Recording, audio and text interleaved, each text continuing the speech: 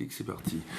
Georges Pernoud, bonjour. Est-ce que vous savez que quand on tape Georges sur Google, votre nom apparaît très vite. Et quand on tape Georges P, on a Georges Pompidou, Georges Pernoud, Georges Perec. Vous êtes une star, en quelque sorte. Ça fait quoi, franchement ? Mais il y a un autre Georges Pernoud qui est pas très loin d'ici. Non, mais celui qui est sur Google, c'est bien vous, hein. Non, mais quand j'ai voulu faire mon mail, j'ai dit je vais faire un portail qui s'appellera Georges Pernoud. Puis paf, il y en avait déjà un. Ah oui, c'est vrai. Oui, c'est un Savoyard qui est dans l'industrie. Alors j'ai dit, vous voulez pas changer de mot? Oui, mais non, ça fait 20 ans que j'ai... Bon, alors j'ai fait Georges A, parce que mon vrai prénom c'est Georges Alexis, mais personne ne m'a jamais appelé Georges Alexis. Et donc c'est Gars Pernoud, quoi, G.A. Pernoud. Gars Pernoud. Alors, Georges Alexis, vous êtes un peu le pape du PAF, quand même, parce que vous avez l'émission, je crois, qui a la plus longue durée. Non, j'ai une formule pour ça, elle est aussi jeune que les autres, mais depuis plus longtemps. Ah, oui, c'est ça. Mais ce que j'aimerais savoir, moi, c'est quel regard vous portez sur ces émissions comment vous la décririez d'abord? Est-ce qu'on est dans le divertissement ou dans l'information? Parce qu'on a souvent l'habitude de trancher un petit peu dans les médias, divertissement ou information. Vous êtes dans quel domaine? Alors nous, la chaîne nous a classé évasion et découverte. Bon, ça ne me gêne pas. Je travaille avec une rédaction, ils ont tous leur carte de presse et tout. Alors on touche pas trop, on fait de l'actualité, mais on fait très attention parce que quand vous êtes dans un journal, c'est-à-dire la vraie actualité, vos gars ils partent sur le terrain, mais vous ne savez pas quand est-ce qu'ils rentrent. Donc ça peut vous coûter une fortune à l'autre bout du monde. Donc on ne fait pas le news trop lointain parce que, bon, on a c'est le service public, hein, c'est de viser, donc on n'est pas qu'une émission d'actu. Mais au travers de la découverte et de l'évasion, on peut montrer aussi beaucoup de choses qui appartiennent à l'actu. Mais lancer une équipe à l'autre bout du monde, c'est risqué sur le plan financier, quoi.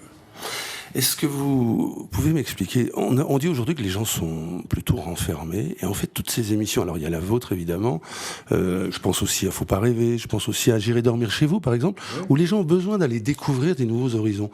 Il y a une sorte de paradoxe, les gens ont besoin de tout ça, ils ne sont pas si renfermés. Oh, moi, je pense pas que les gens soient renfermés. Toutes ces émissions, elles permettent à tous ceux qui n'ont pas les moyens de s'offrir le voyage, de découvrir et de rencontrer, parce qu'en fait, dans les sujets, le plus important, c'est les rencontres. Les gens, Moi, je dis, quand je voyage, que la rencontre, c'est pareil que les bons profs. On les oublie jamais, les bons profs. Les mauvais, on les oublie très vite. Alors, j'imagine vous observez ce qui se passe aujourd'hui sur l'évolution de la planète, le climat. Vous êtes plutôt un optimiste ou un pessimiste au regard de ce qui se passe? Alors, au niveau de moi-même, je suis un optimiste. La planète, je sais pas. Moi, alors, je me fais attraper tout le temps parce que j'ai que des femmes à la maison. J'ai une femme, 2 filles et une petite fille. Et elle m'engueule souvent parce que je ne parle pas assez d'écologie dans mon émission.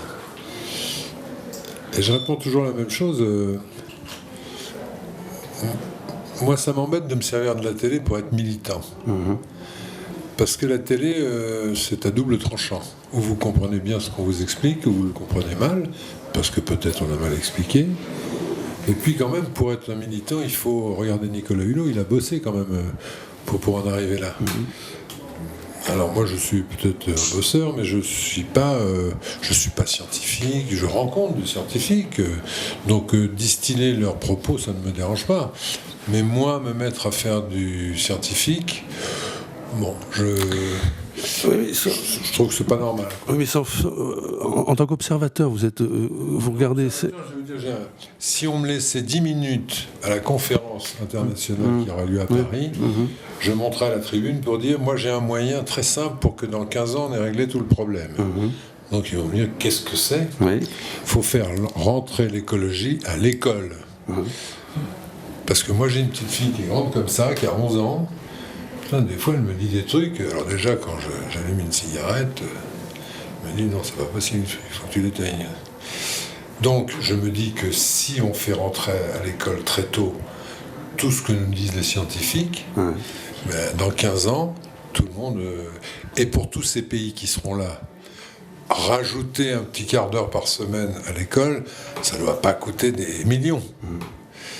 Donc je me dis, c'est un moyen simple et un moyen tranquille, parce qu'ils vont tous se réunir, mais est-ce qu'ils vont signer quoi que ce soit? Oui, on va choisir les mots dans le décret, tout ça. Bon, tous ces pays ne vont pas tous bien, donc je me dis, on ne résoudra pas. En revanche, si on est sûr que toute la population mondiale dans 15 ans est passée par l'école, ben à ce moment-là, ça va aller beaucoup plus vite. Merci.